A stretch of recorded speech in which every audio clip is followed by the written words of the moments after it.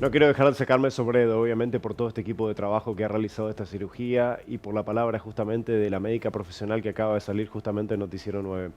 Seguramente como yo, ustedes tienen ganas de volver a ver esta entrevista, así que a través de nuestras redes sociales y por supuesto también de nuestros canales de YouTube va a estar subida en unos minutos nada más esta gran entrevista. Presten atención a la importancia que le da a la salud pública de la República Argentina y al gran trabajo que realizan los médicos en el Hospital Garrahan de la Ciudad de Buenos Aires y sobre todo eso, ¿no? Federalizar la salud pública para toda la República Argentina.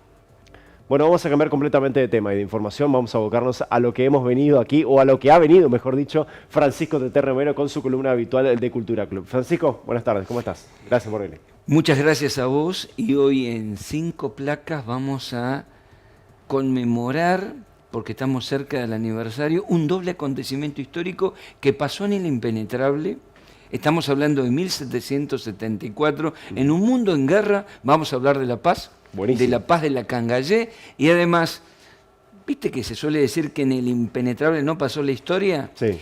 El primer cuadro histórico de la Argentina es el que sucedió en la Cangallet, en el impenetrable. La primera de las 5 placas es un texto con un mapa de Marcos Altamirano, el gran historiador, doctor honoris causa de la Facultad de Humanidades, Universidad Nacional del Nordeste, su historia del Chaco. Ahí van a ver, un mapa dice bosques del impenetrable. Mirá vos. Porque en su momento los cronistas que tenían que dibujar nuestra zona en el mundo hablaban de un lugar que era muy difícil, primero como cuestión geográfica. Lo impenetrable era por lo frondoso y tupido de su vegetación. Claro. Pero Marcos Altamirano dice que luego lo impenetrable pasó a ser sinónimo de lo inconquistable, de lo indomable o lo chúcaro, porque las etnias indígenas que venían retrocediendo frente al avance de los conquistadores se refugiaban allí y parece que en el impenetrable no podían entrar. Claro. En la segunda de las placas vamos a ver una de las imágenes del gran cuadro del pintor Tomás Cabrera, que en el mismo año que sucede la paz de la Cangallet, que vamos a explicar, dibuja y pinta lo que es el encuentro entre el cacique Paiquín. Sí. Para quienes vivan en el barrio Paiquín, saben que lleva el nombre de un gran cacique Paiquín, Mocoví, Guaycurú, y el gobernador del Tucumán, el español Jerónimo Matorra. Cuando hablamos del Tucumán, hablamos de casi todo el noroeste, claro, en la época de la corona española. Claro, no es la provincia de Tucumán no que es se la conoce hoy, no, Tucumán. Es un territorio mucho más vasto. Exactamente. ¿Y por qué se encontraron ambos? Porque los españoles necesitaban conectar ese noroeste con el litoral. Y sucede que no podían pasar, claro, porque estaban los Guaycurú, que eran los avipones, los com y los mocoy. Así que en el año 1774, durante 9 días, del 20 al 29 de julio de 1774, conferencian en la Cangallet. La Cangallet, que significa en com, laguna traga gente. ¿Dónde está ubicada? En las proximidades del río Bermejito, casi en la confluencia con el río Teuco. Allí durante 9 días pactan una paz.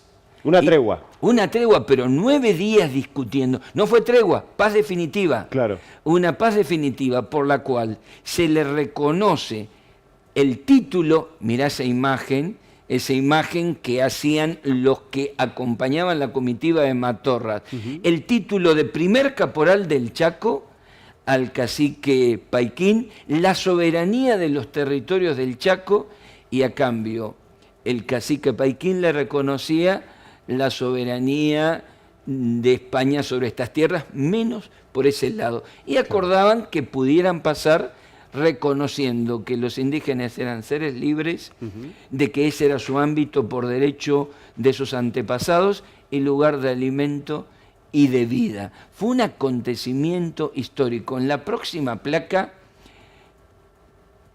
podemos ver algunos de los textos de Marcos Altamirano que habla de los términos de esa paz, y en la última de las placas vamos a detenernos con esa joya. ¿Qué es eso? A ver, Tomás, ¿qué es eso? Mira, eso se llama en la historia del arte barroco americano. Resulta que cada vez que había un cronista que acompañaba a algún gobernador, también había un dibujante. Y Claro. Julio, Lo que hoy vendría a ser un fotógrafo. un digamos. fotógrafo, pero no había fotógrafo. El actual CM, digamos. El actual CM. Claro. Julio Ramón César hizo un dibujo, era ingeniero. Claro. Y después se la lleva un gran pintor salteño que se llamaba Tomás Cabrera, que a los pocos meses, entre julio y septiembre, hace eso que para Sarmiento significó Tomás Cabrera, el Miguel Ángel americano. Mira. Arriba, en el plano superior, la primera franja del orden celestial está la que era como la Virgen de los Ejércitos, la Virgen de las Mercedes.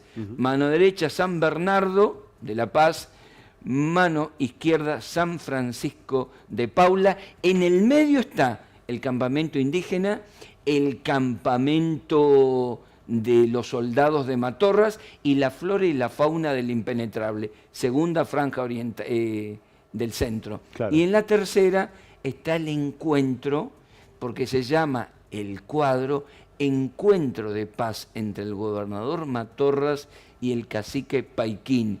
Están los caciques que acompañan a Paiquín y están los frailes y los militares que acompañan a Matorras. Claro. Le entrega un bastón labrado en oro, y tan importante es esa paz que casi duró 70 años, y en todas las comunidades colindantes el acta de la paz figuraba como un acta capitular. Ajá. Pero además tenemos que decir que el primer cuadro histórico nacional que hoy está en el Museo Histórico Nacional es sobre tema chaqueño, y sucedió en el impenetrable, barroco americano, y en tiempos de guerra, fíjate Sí. lo que está pasando en el mundo, Ujú. y cuando tenemos una imagen por ahí de la incultura, la barbarie de los pueblos originarios, fíjate, 9 días discutiendo los términos Claro. de la paz, celebrando una paz, respetándola, y además el primer acontecimiento histórico del arte, eso lo escribe José León Pagano, que es el primer crítico de arte de 1937, es sobre un acontecimiento del Chaco, de paz y del impenetrable. Un motivo para sentirnos orgullosos. Vos sabés que te estaba por preguntarte, ¿en dónde está originalmente ese cuadro? O sea, el cuadro original, ¿dónde está? El cuadro original está en el Museo Histórico Nacional. Estuvo rotando el año 2023 en el Cabildo de Buenos Aires, pero hoy se puede visitar en el Museo Histórico Nacional, y es una vieja pretensión chaqueña que al menos una semana o un mes... Te iba a decir, qué lindo sería que ese cuadro esté acá, ¿no? Sí, hay que hacer toda una serie de cosas, pero bueno,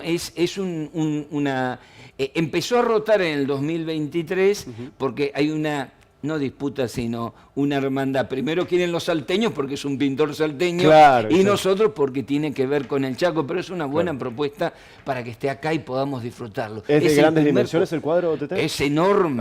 enorme porque es en 3 planos, barroco americano, Claro. y es una creación, los salteños dicen, del Gran Chaco, porque Salta también forma Claro, parte del totalmente. Chaco. Qué lindo. Bueno, muchísimas gracias, Tete, por esta gran historia que nos has traído en el día de hoy. A vos y a ustedes, y a disfrutar esta obra, ¿no? Sí, señor, gracias. Francisco Tete Romero con su columna habitual del Cultura Club en Noticiero 9 Central.